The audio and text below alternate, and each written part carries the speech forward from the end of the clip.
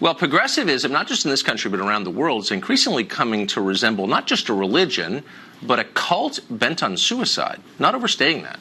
In Europe, billionaire George Soros recently said that European countries ought to cope with migrant crises, the ones that he helped encourage, by keeping their borders open to new arrivals and then taking on tens of billions of dollars in new debt, as if they don't have enough, to fund aid to developing countries.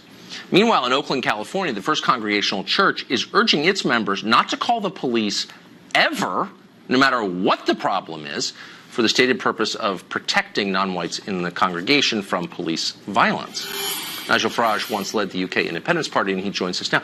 Nigel, thanks for coming on. I wanted to ask you about this because you have an international perspective, and I don't think these trends are just American. I mean, I think these impulses are sort of shared by a lot of the people in charge of the world, the West. Yeah. And one of the driving impulses seems to be masochism or the desire to destroy our civilization, even suicidal in some cases. But the idea that you're not allowed to defend yourself seems to undergird a lot of what we're seeing. Have you noticed this? Yes, not just yourself, but in fact the whole shape of society. I mean, George Soros' Open Society Foundation, which he, of course, has poured billions of dollars into. I mean, this is the biggest political campaigning organization in the world. He wants to break down the fundamental values of our society. And in the case of Europe, he doesn't want Europe to be based on Christianity. Now, all of this, whether it's Soros or some of those very strange people in California, all of this is based on some kind of self-loathing, some sort of guilt trip about the past. And in Soros's case, it's a guilt trip, of course, about America's, Germany's wartime actions, the way the Jews were treated. In America, in many cases, it's how the native Indians were treated. It's all based on guilt, but it's not based on reality. I have to say, in the case of Soros, the bosses in Brussels will be furious with his timing. Right now, we have Italy in revolt because the new government, or the attempted new government, wants to get rid of 500,000 illegal migrants, and Soros appears to be going ever so slightly mad. Right. I mean, look, I would say that there are a lot of sins that we collectively have committed as a society, as a civilization, obviously. But I sort of wonder, can we continue if those sins so shake our faith in ourselves that we refuse to defend ourselves? I mean, the church in Oakland that we described in the intro is encouraging its members not to call police even when they feel they need the police. I mean, if that's not a suicidal impulse, what is it?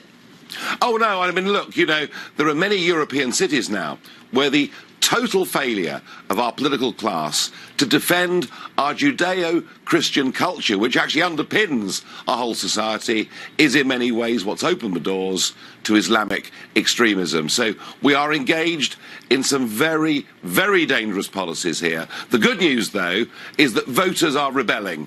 Brexit, Trump, the recent Italian elections, the victory of Viktor Orban in Hungary, whatever these people say, ordinary people, real people, those that pay their taxes, obey the law, and go to work, they want none of this. I wonder why the Eastern Europeans don't seem quite as guilty as the West. Is it because they suffered for so long under the Soviets? Oh, look, they suffered in many cases under Nazism and, of course, under the Soviets. It's not until 1990, Tucker, that these countries were actually free Western democracies. And they do. I think it's important to realise that the church plays a much bigger role in society in Poland and Hungary than it does in France and Germany. That's really smart. Nigel Farage, thank you. Good to see you. Thank you. America's most cherished rights, the freedom of religion, the freedom of speech, freedom of the press, all of those have their roots in Great Britain, but in Britain itself, those rights are dying out. Tommy Robinson is a journalist and a political activist there. One of Robinson's chief causes is raising awareness about sexual abuse, grooming, and rape committed in his country by immigrants, mostly from the Islamic world. Those crimes are ones that local authorities have ignored in order to avoid being called bigoted. Last year, Robinson attempted to cover a gang rape trial involving several Muslim men in Canterbury. For that, he was arrested, given a suspended jail sentence, and told not to cover any further trials. Undeterred, this past weekend, he performed a live stream outside a sexual abuse grooming trial in Leeds. In a free country, of course, anybody ought to be able to say what they think on a public street, but Britain is not a free country anymore. So in a matter of hours, Robinson was arrested, tried, and convicted, and sentenced to 13 months in jail. That was fine, by the way, with most members of the press there and here. The judge further barred the British media from even reporting on Robinson's imprisonment, too. That ban was only lifted yesterday, 4 days after he went behind bars. And that, too, was fine with most journalists in Great Britain. And here, they said virtually nothing about it, amazingly. Katie Hopkins is a columnist with the Rebel Media. We talked to her about this earlier. Katie, am I misstating this? I mean, it sounds, and I know the pretext for this is that he was interfering with jurors, but he was speaking his views on a public street when he was arrested and convicted immediately and sentenced to over a year in prison. Am I mischaracterizing that?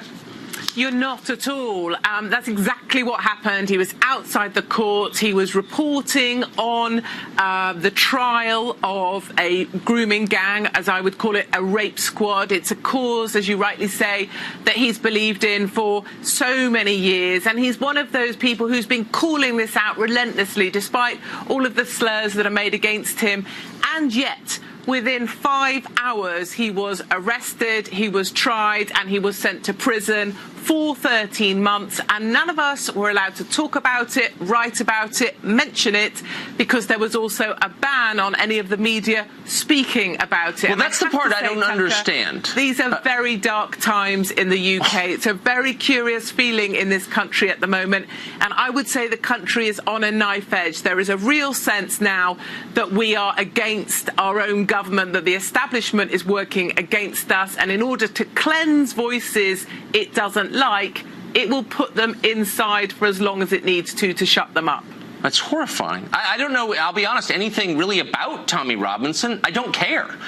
I don't know what he believes. It doesn't matter. He was saying what he thinks in public. I totally take that, Tucker. I don't know Tommy either. I'm not a colleague of his. I'm not. I don't work with him.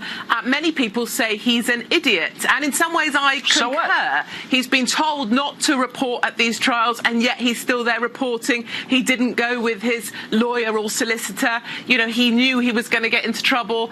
But then I say to myself, even if you don't like the guy, even if you don't know the guy, surely there's some fundamental principles like, yes, where was the swift justice for the victims of the grooming gangs? Where was the swift justice for the 11-year-old that was raped? If we can get Tommy in prison within 5 hours, where was the swift justice for these men? And where was the swift justice for the victims? And I would also say, no matter what you think of Tommy, whether you hate him, love him, don't know him, throwing him in prison when he is a guy who's repeatedly called out majority Pakistani grooming gangs, rape squads, that is a death sentence for Tommy Robinson. And we may criticise, our government may criticise the Russians, like for getting rid of Skripal and other spies they no longer want in our country. But our government knows if they put Tommy Robinson inside as they have done, and if he is put on an open wing, he will not survive his time inside. So I don't see how we're any different from the Russians. If this is how we're going to cleanse people that speak out against the establishment, these are dark times. Where for the UK, media? Where the media in this? I mean, so again, you don't have to like this guy or know anything about him to understand what's at stake here, which is freedom of speech, freedom of expression, freedom of the press. Why would media outlets in Great Britain go along with this gag order? Why didn't they just defy it? Go ahead and arrest us all. If this isn't a civil rights issue, then what is a civil rights issue? Well, this is where we divide, Tucker, into right and wrong, good and bad. And I have to say, I feel like the majority of mainstream media right now in the UK is on the side of the bad. It is more important for them to be seen as multicultural and accepting and welcoming to our Muslim colleagues and our friends than it is to stand up for what we know is right. So it suits them much better to say, well, no, Tommy Robinson is an idiot. He was told not to be there at the court. He was still there at the court. court, and the law is in every sense justified to throw him inside. And they're celebrating, just as they're celebrating with Roseanne. But actually, what we have to ask ourselves is, what happened to freedom of speech in the UK? Because I firmly believe, and it's my opinion, we no longer have freedom of speech in the UK, and I believe Tommy Robinson will be killed inside the prison, and it will be the establishment that have blood on their hands. Everybody watching this should be horrified. This is a threat not only to your rights, but to the rights of every American. Our rights derive from the British system. This may be a glimpse into our future. We should fight back as hard as we can. Thank you very much, Katie Hopkins, for that. Thank you, Tucker.